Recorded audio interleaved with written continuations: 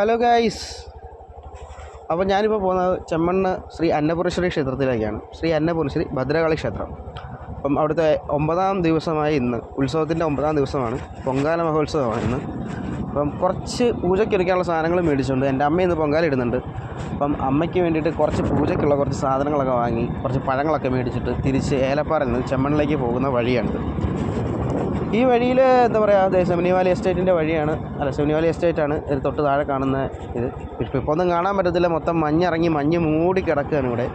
ഏകദേശം അങ്ങേയറ്റത്താണ് അമ്പലം വരുന്നത്. പക്ഷേ ഇവിടെ നിന്നാൽ സാധാരണ അമ്പലം കാണാറുള്ളതാണ്. പക്ഷേ എന്തോ ഇവിടെ നിൽക്കുന്ന അമ്പലമൊന്നും കാണാൻ പറ്റുന്നില്ല. അതുപോലെ മഞ്ഞിറങ്ങിയിട്ട് രാവിലെ നല്ല അടിപൊളിയായിട്ട് കിടക്കുകയാണ് നമ്മുടെ സ്ഥലം. സൂപ്പറായിട്ട് കിടക്കുകയാണ്. അപ്പം നമ്മളിപ്പോൾ എത്ര അധികം താമസിക്കാൻ നമ്മൾ എത്തും, ചെമ്മണ്ണ അമ്പലത്തിലേക്ക് എത്തും. ഏകദേശം അടുക്കാറായിരിക്കുകയാണ്.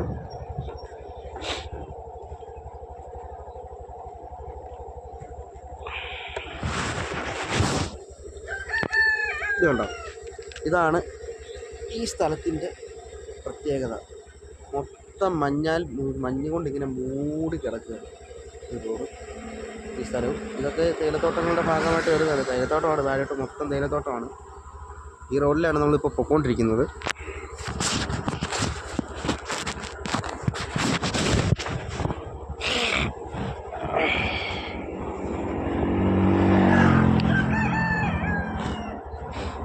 രാവിലെ വന്നപ്പോൾ മുഖത്ത് മൊത്തം മഞ്ഞുതുള്ളികൾ ഇങ്ങനെ പറ്റി, മീശമേലും താടിമേലും ഒക്കെ മഞ്ഞുതുള്ളി ഇങ്ങനെ പറ്റി രസമായിട്ടിരിക്കുകയായിരുന്നു. കണ്ടോ, ഇതാണ് എൻ്റെ നാടിൻ്റെ ഏറ്റവും വലിയ പ്രത്യേകത. രാവിലെ നല്ല മഞ്ഞായിരിക്കും, പക്ഷേ ഒരു 10 മണി കഴിയുമ്പോഴേക്കും ഇവിടെ നിൽക്കാൻ പറ്റാത്തതിന് ചൂടുമായിരിക്കും. അതുപോലെ ചൂടാണ് പുറത്ത്, നല്ല ചൂടുണ്ടാവും ഒരു 10 മണി കഴിയുമ്പോഴേക്കും. ഇപ്പോഴത്തെ ഈ ഒരു ഇതെന്ന് വെച്ചാൽ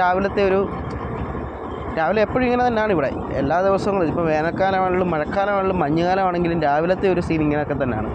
മൊത്തം മഞ്ഞിറങ്ങി നമുക്ക് വേറൊരു ദിവസവും കിട്ടുന്ന ഓരോരോ ദിവസം ഓരോരോ ടൈപ്പായിരിക്കും, ഓരോരോ ദിവസം ഓരോരോ ഫീലായിരിക്കും നമ്മുടെ ഈ നാട് തന്നുകൊണ്ടിരിക്കുന്നത്. ഗൈസ്, ഇവിടുത്തെ പൊങ്കാലയ്ക്കുള്ള ആൾക്കാർ വന്ന് കിടക്കുന്നതാണ്. പൊങ്കാലയ്ക്ക് ഒരുപാട് പേര് വന്നിട്ടുണ്ട്, ഭക്തജനങ്ങൾ ഒരുപാട് പേര് പൊങ്കാലയ്ക്ക് വന്നിട്ടുണ്ട്. അപ്പം